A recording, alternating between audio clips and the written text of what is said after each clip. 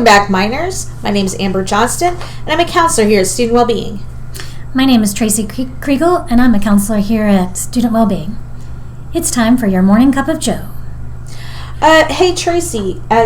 Today I want to talk to you about an episode of SpongeBob SquarePants. Are you familiar with SpongeBob? Yeah, isn't he that little yellow sponge guy that lives under the sea? Yes! Lives in a pineapple under the sea. Yes! Well, in the episode that I wanted to talk about today,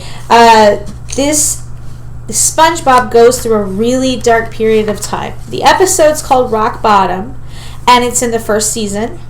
And SpongeBob and Patrick are at a theme park, and the theme park is totally related to just gloves. It's a glove-themed theme park, I guess you would call it. Interesting. And so as the episode starts, they're leaving the theme park, and they're going to get on the bus. And SpongeBob, being SpongeBob, is totally unaware of the fact that, he is hitting the bus driver with this big giant glove balloon. So he just keeps hitting the bus driver over and over and over and totally oblivious to it. And so he gets in the bus, and the bus driver's getting angrier and angrier as the time goes on. So we're not quite sure if the bus driver made a mistake because he was angry and it was intentional, or if this was just a SpongeBob and Patrick got on the wrong bus situation. But regardless, either way, SpongeBob and Patrick don't end up going back to Bikini Bottom. They end up in a different place called Rock Bottom. Oh, that doesn't sound very exciting, does it?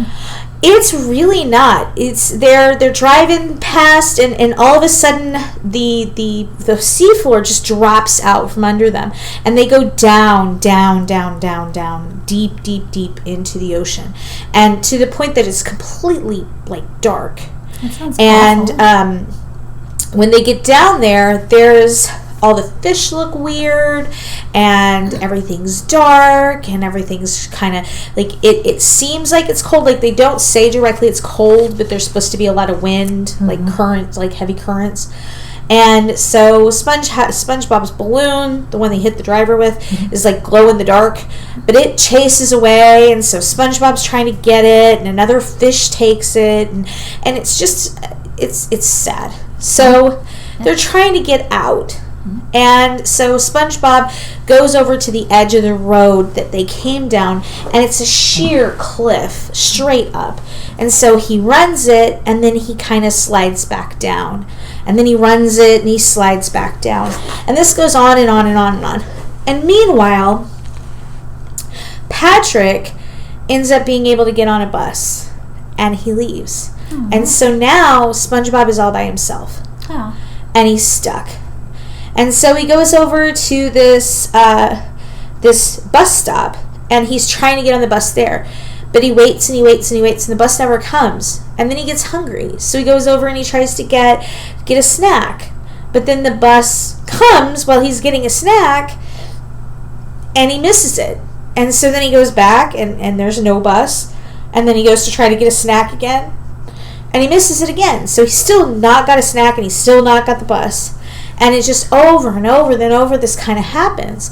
And SpongeBob's just, his mood is just gradually just kind of decreasing and decreasing and decreasing. And then he ends up going to the bus station and waiting in line at the bus station to try to get on the bus there. And after waiting all this time, he finds out he's missed the last bus. Oh, no. And now he's stuck there all night, in the cold, in the dark, alone. Gosh, that feels so overwhelming, just that explanation of that. Right. Yeah. And so SpongeBob is just he's so destitute with all of this. And the fish that caught his balloon earlier comes up to him. And he takes SpongeBob's hand, and SpongeBob's it's like he's not even noticing. He's so caught in his sadness, he doesn't really notice that this fish took his hand, and he ties the balloon around his wrist. And all of a sudden, SpongeBob starts rising out of rock bottom. Wow, that's back amazing. Towards to Bikini Bottom. That makes me feel so good. Right. Yeah. So what I really wanted to talk about was how this little, 11, 12-minute cartoon really relates to seasonal depression. Yeah, that's so common. I mean, it totally hits home. Yeah. Right. Yeah. So let's talk about seasonal depression today. What do you know about seasonal depression? Well, when the seasons change, we know that we're inside more, we don't get exposed to light, and so that affects our mood. And people start feeling, sad more, they feel unmotivated, and so there's just that feeling of gloom and doom, kind of like SpongeBob was feeling. He just didn't feel motivated as much, and he just didn't feel like there was a way out. It was just kind of like in that constant cycling phase of like, you can't find, a solution, to this problem, and it was kind of like he was hitting that brick wall. Right, like that sheer cliff that was going straight upward. And he tried to run up it, but it felt like every time he would get up, he would just slide right back down again. And so when we have it's technically called seasonal affective disorder. When we have seasonal affective disorder or any kind of depression, it feels like we're running uphill, but we're sliding right back down, which is exactly where SpongeBob was at. Yeah, and he just couldn't find that way out. And even though he was trying to find solutions to his problems, like he was hungry, and every time he went to, get food, when he'd go back, there was just like one more problem. So it was like, he couldn't find, and he was just constantly trying to find a way out of the problem, but there was another problem just piling on.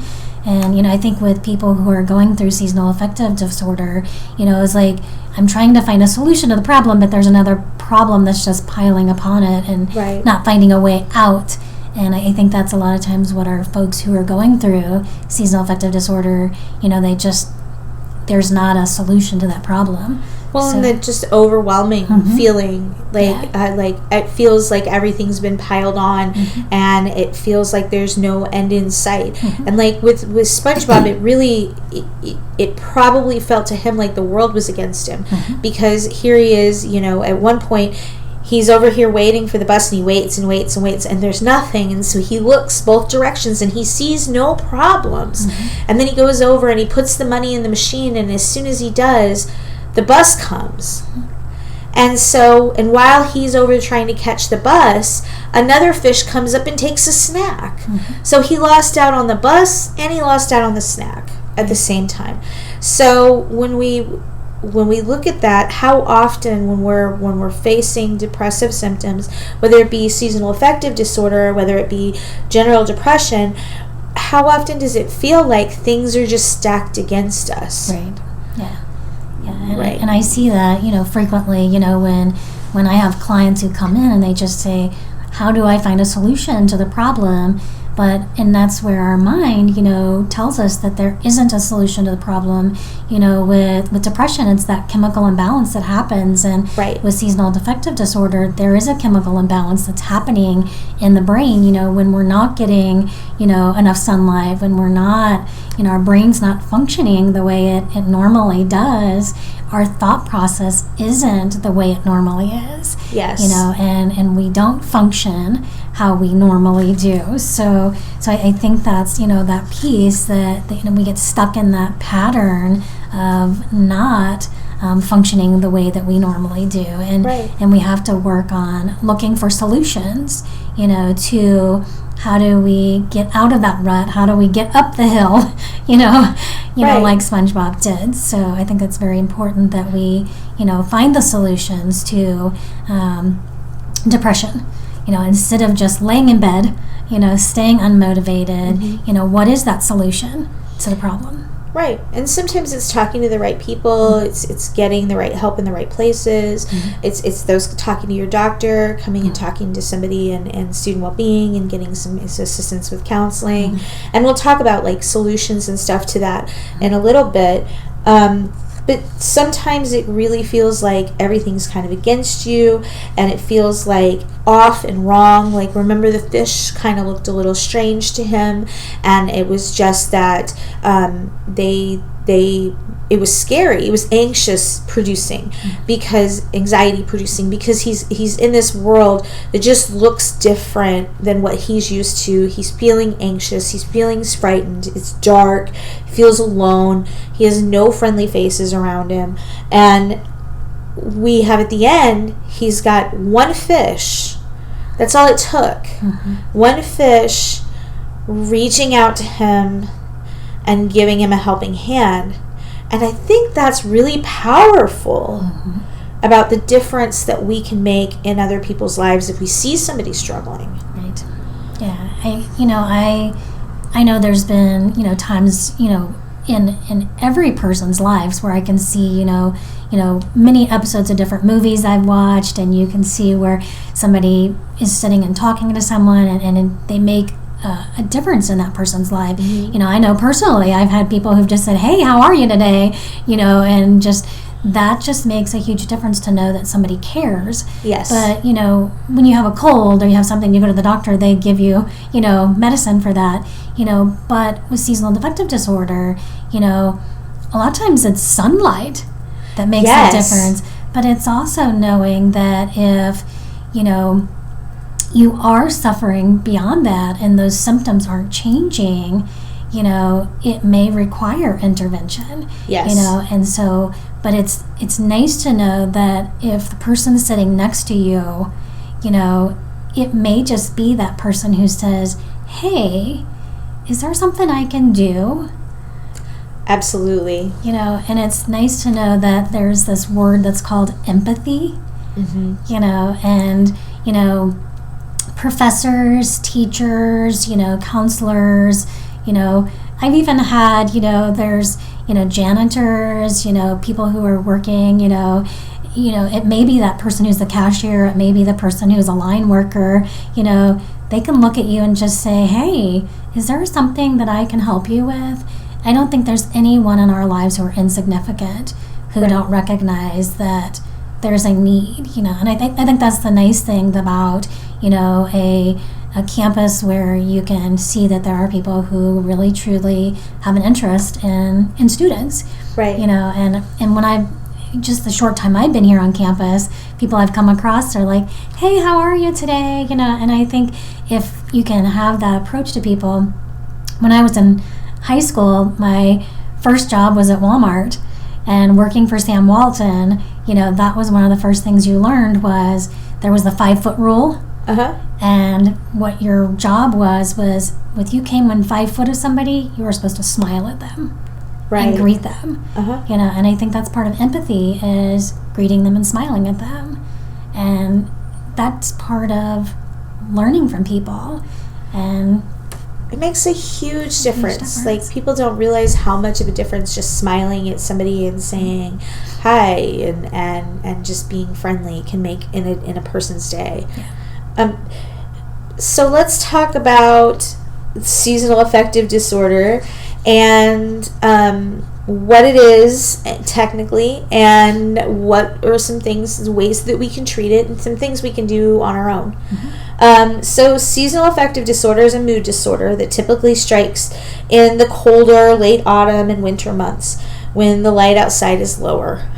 It causes symptoms similar to depression, and it usually resolves itself by spring and summer months, although some people can experience the opposite in the summertime and have an overly elevated mood or anxiety symptoms, and they go through what's called summer depression. So they'll either have a depressed mood or they'll go through like a summer anxiety.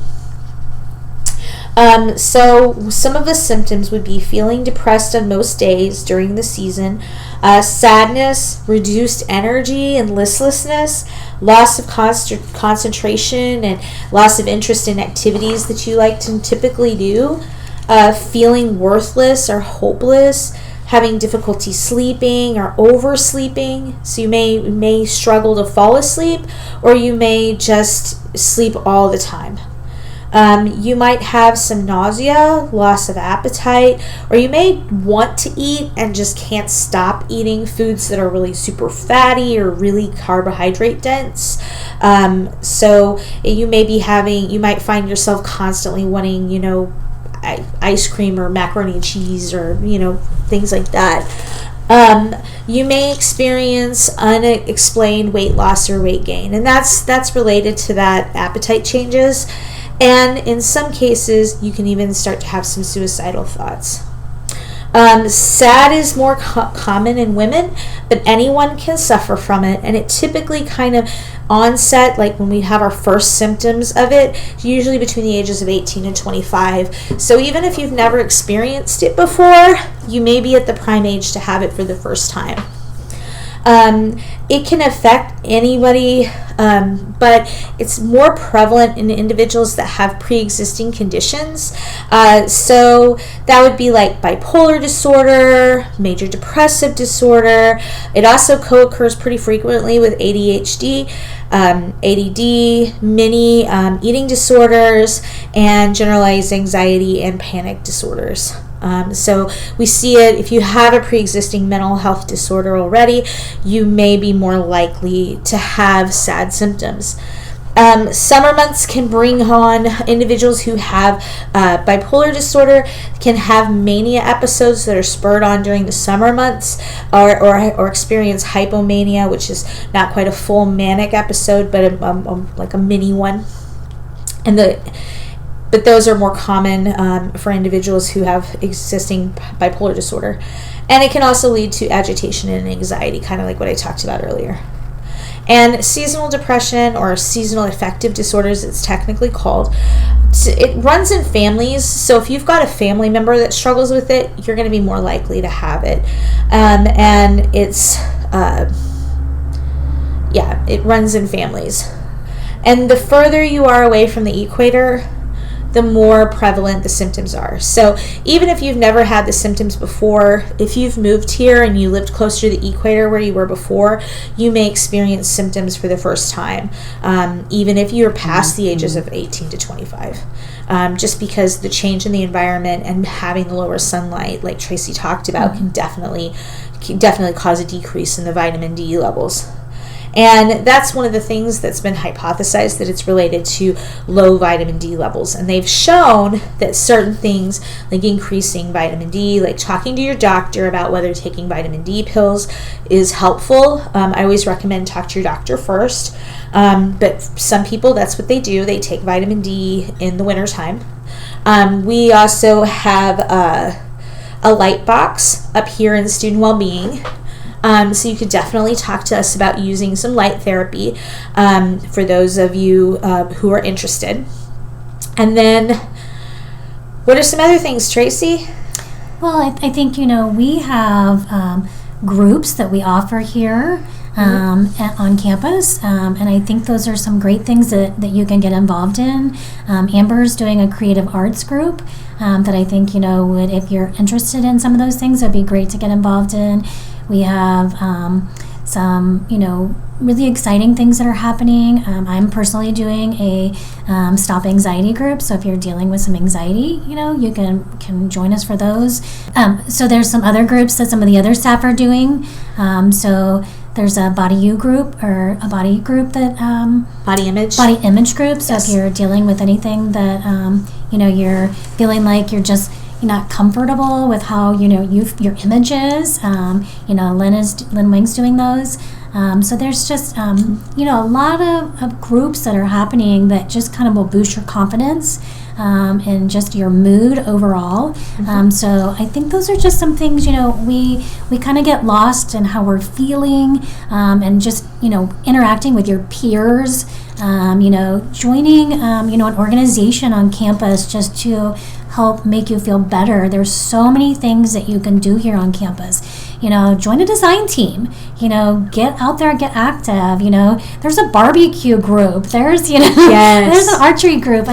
Go walking, get out and enjoy yourself. That's a huge one. Yes. Like just taking a walk. Yes.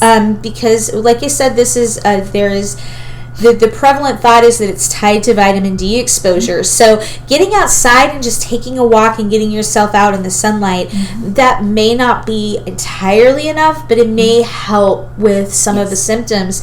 And for those of you that it's not enough, like say that you've talked to your doctor about vitamin D and that's not working, and you've taken the walks outside, some people take antidepressants during winter months, and then they it's up to them if they want to take them year round, but they have those available. So if you feel like that's something you need, that's a possibility. And then also, in addition to the groups, we also have individual talk therapy. Right. Yeah. If it's appropriate. Right. So it kind of depends on what your individual situation is and what's going on, and trying to put all the puzzle pieces together. Right. Yeah. Be kind to yourself. And I think this is a very important piece, is finding what works for you. Absolutely. Yeah. And everybody's going to be different. Because for some people, like a walk out, changing their schedule to take a walk outside every day is going to drastically improve their mood. And then for other people, that's not going to be enough. And they're going to have to talk to somebody to improve. And like I said, if you come up to Student Wellbeing, we can get you screened and talk about all of the different options and see what works best for you. We really, like Tracy said, we have a lot of groups and classes and things going on. We can get you geared towards whatever is appropriate for your situation. Yeah, and we'd love to talk to you. Okay. Well, thank you guys for joining us this week, and we will see you again next week. For more information about mental health and wellness, contact Student Wellbeing at 204 Norwood Hall. And you can also give us a call at 573-341-4211. The song Happy Days is brought to us by music from www.free-stock-music.com. You can also add and follow us on Instagram, Twitter, and Facebook using our handle @S&T Wellbeing.